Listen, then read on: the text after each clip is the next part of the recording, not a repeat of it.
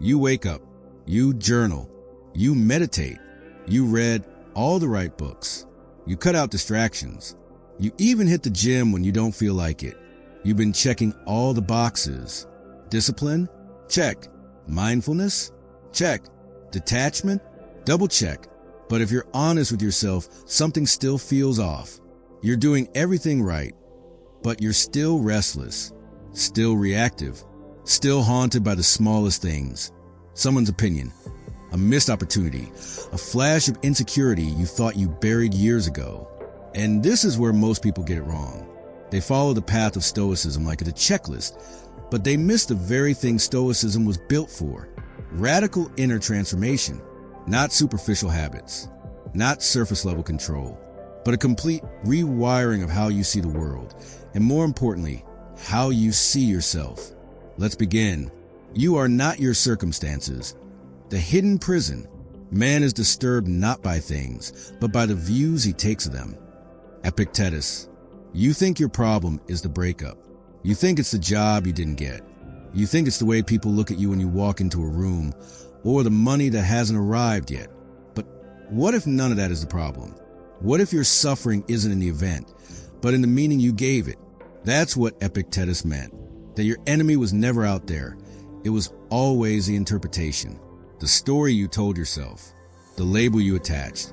The world throws noise at you, disappointment, rejection, chaos. But it's not the noise that breaks you. It's the fact that you keep turning it into a soundtrack, playing on repeat, believing it's you. You are not the chaos. You are not your circumstances. You are the lens. And you've forgotten how powerful that lens is. You're doing Stoicism, but you're missing the real Stoic move, to stop being a prisoner of meaning. Pain is a training ground, but you keep running from it. The impediment to action advances action. What stands in the way becomes a way. Marcus Aurelius. Every pain you run from becomes your master. And that's the part nobody tells you. You're out here trying to avoid discomfort. You think control is about escaping pain.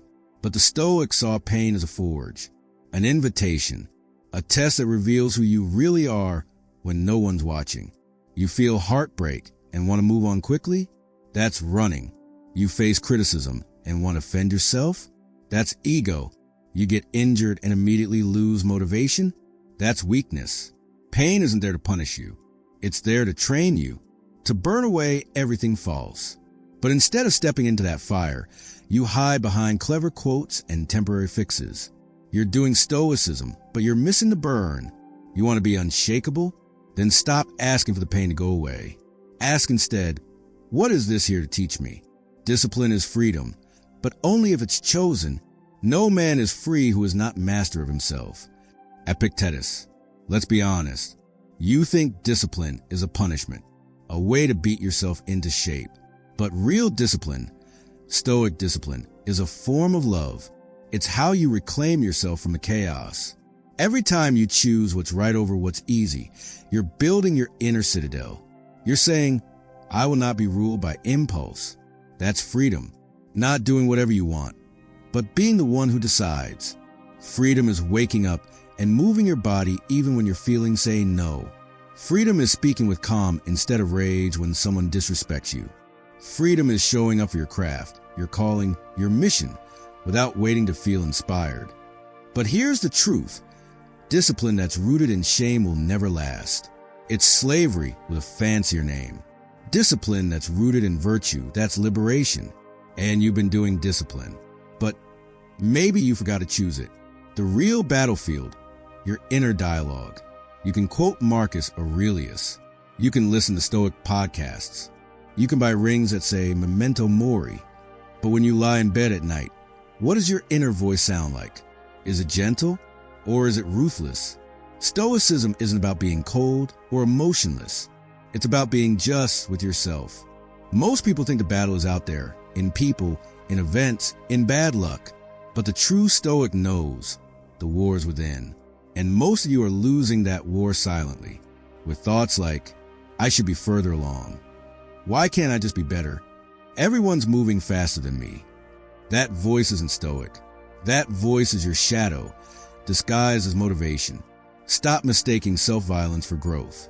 Discipline doesn't mean hating yourself into progress. It means loving yourself enough to demand more. You're doing the work. But if your inner voice still sounds like an enemy, you're missing the point. The ego trap. You think you're above it. You read meditations. You journal about detachment. You say things like, I'm not attached to outcomes. But deep down you are. You're still attached to being seen as stoic. You want her to notice you moved on. You want the world to validate your stillness. You want recognition for how little recognition you need. That's ego, dressed up in robes of stoicism. The moment you perform detachment for approval, you've already lost it. The stoic doesn't need to be seen as stoic. He just is. He shows up fully, quietly, without the need for applause or proof. And if no one notices, good. He didn't do it for them anyway. So here's the check. Are you practicing stoicism or performing it? Because real stoicism is invisible. Presence over performance. Stop trying to win at stoicism. You think it's about quotes, about controlling your emotions, about not reacting. But stoicism at its core isn't about suppression. It's about presence. Presence with pain, presence with joy, presence with failure and with fear. It's not about numbing yourself to the world. It's about opening yourself to it without attachment. Can you feel pain without becoming it? Can you love without clinging? Can you lose without spiraling? That's presence. And presence is the real prize. Not emotional distance, but emotional sovereignty. You're doing stoicism, but maybe you're missing presence. Because presence requires vulnerability. And vulnerability? That requires courage. Memento mori, you say it, but do you feel it? You are the ring. You say the words, remember, you must die. But do you feel it? Really feel it? That every breath is borrowed. That every moment could be your last. That the people you love could vanish by sundown. And so could you. If you felt that, truly felt that, you'd live differently. You wouldn't waste time arguing. You wouldn't hold grudges for pride. You wouldn't scroll your life away while your dreams rot in a folder called someday. You don't need to fear death, but you better fear a life unlived, because death isn't the enemy. Regret is. You're quoting memento mori. But if you're still waiting for permission to live fully, then you miss the whole point. The sweetness you're missing. Here's the truth no one tells you. Stoicism isn't about being untouchable. It's about becoming unshakable by being deeply rooted in values, in presence, in truth. Most people miss this. They chase the look of calm, but avoid the work of inner stillness. You don't need more techniques. You need more awareness. You need to stop doing stoicism and start becoming it. It's not in how many quotes you know. It's in how silently you endure, how peacefully you walk through storms, how bravely you face yourself in the mirror without needing to be more or less. That's what makes it sweet. That's what makes it sacred. So the next time you meditate, journal, or read Epictetus, ask yourself, am I doing this to look stoic or to actually be free? Because the deepest stoicism doesn't need to be spoken. It's felt. And when you master that, you become unforgettable. If this made you pause, good. That pause is where transformation begins. Remember, you're not here to impress the world. You're here to rise above it. Now do yourself a favor.